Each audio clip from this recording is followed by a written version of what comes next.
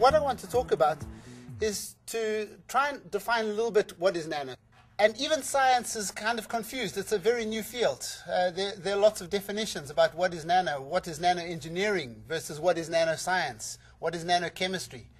Nano comes from the word for dwarf, the Greek word for dwarf, and we take it in science to mean 10 to the minus 9, right? 1 billionth 10 to the minus 9. So I'm going to talk about nano being more or less something that has at least one dimension between 1 and 1,000 nanometers. More typically, we would say between 1 and 50 nanometers or 1 and 100 nanometers, but we're talking about small. Right? So how big is 1 to 1,000 nanometers anyway? So I'll take you on a little bit of a journey. If we take our arm, something that we can relate to, that's more or less a meter. Right? So this distance is more or less a meter. So if I took this meter and I cut it into 10, I get more or less the size of a hand. Right? 1 decimeter, or 1/10 of a meter. If I chop that into 10, I would get more or less the width of a fingernail, which is 1 centimeter. Right? So you get the idea. If I carried on doing that, I've got the thickness of a fingernail more or less in the millimeter, sub-millimeter size range. The diameter of a hair is about 1/10 of a millimeter, or 100 microns. And that's more or less the limit of our unaided vision. Okay? Some of us need more aid than others, but that's the limit of our unaided vision. And this is around about 1,000th of a meter. We're talking a millimeter, sub-millimeter. It's around about 1,000th of a meter. To see beyond that, we need some aided vision. Right? So to see the cells that make up the hair, if I could chop a hair in half, I would have 100 microns across, and I could fit more or less 10 cells, depending on the type of cell, etc. I could fit more or less 10 cells across there. Right? So each cell is approximately 10 microns in diameter. There's a cell, red blood cell, for example. Here's some bacteria. The bacteria are in the order of 10 times smaller. Right? And that is the limit of our aided vision. If we want to go smaller, then we need some special technology. And this is where we're starting to get into nanomaterials, nanotechnology. So a virus is about 10 times smaller than a bacterium. Right? The DNA that's inside that virus is about 10 times smaller still than the virus. And DNA is made partly of deoxyribose, so the ribose is about 1 nanometer. So all of these are about 1 to 100 nanometer. This is really what we're talking about when you talk of nanotechnology.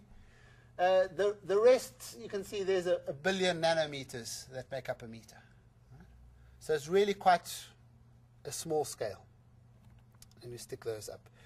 What do I mean by aided and unaided?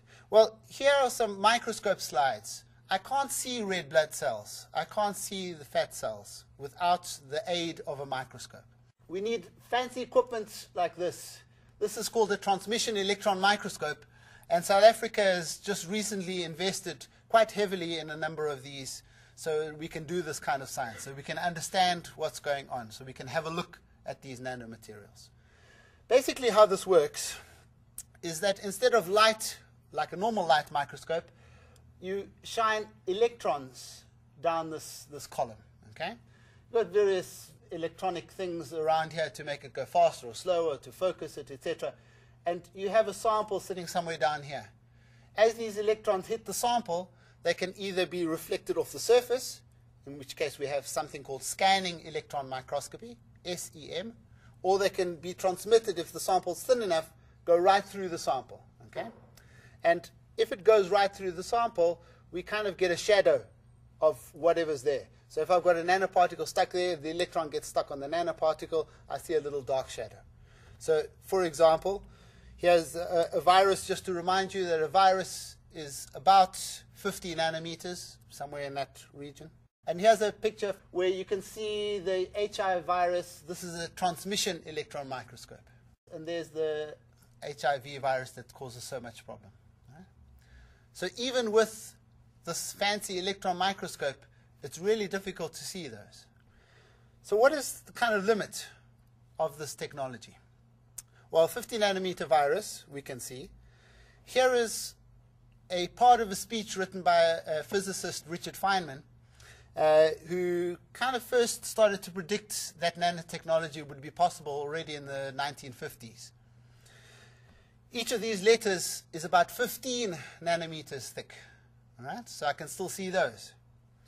And I can see those not with an electron microscope, but with a force microscope that takes a little very thin fiber and passes it over the surface. And as it goes over a bump, it moves a little cantilever, and so we can see where the things are. And this won IBM scientists the Nobel Prize.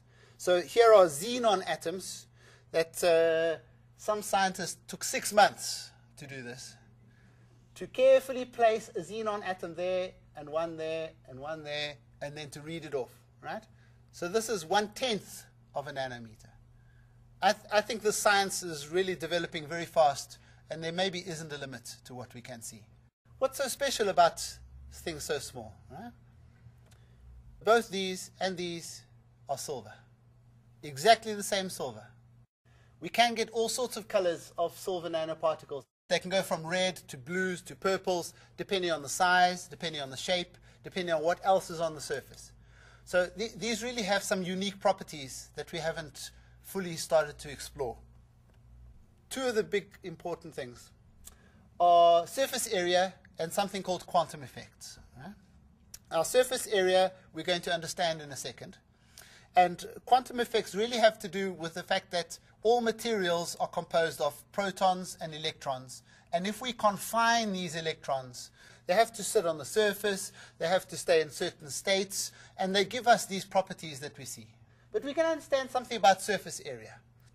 In these two, we've got exactly the same material, glass beads, made of silicon dioxide. We've got exactly the same, or more or less the same, weight of material. And you can clearly see that there's a difference, right? So what you can do is take the 3 big beads, which weigh approximately 1 gram, and see how much of the surface they cover. Okay? Not very much. Okay? If we take exactly the same 1 gram of small beads and pour it in, you'll see that it covers the whole surface and more. Right? It's got 2 or 3 layers of surface. So really, the surface area is one big important aspect of nanomaterials. Because all reactions, all the properties are going to take place on the surface.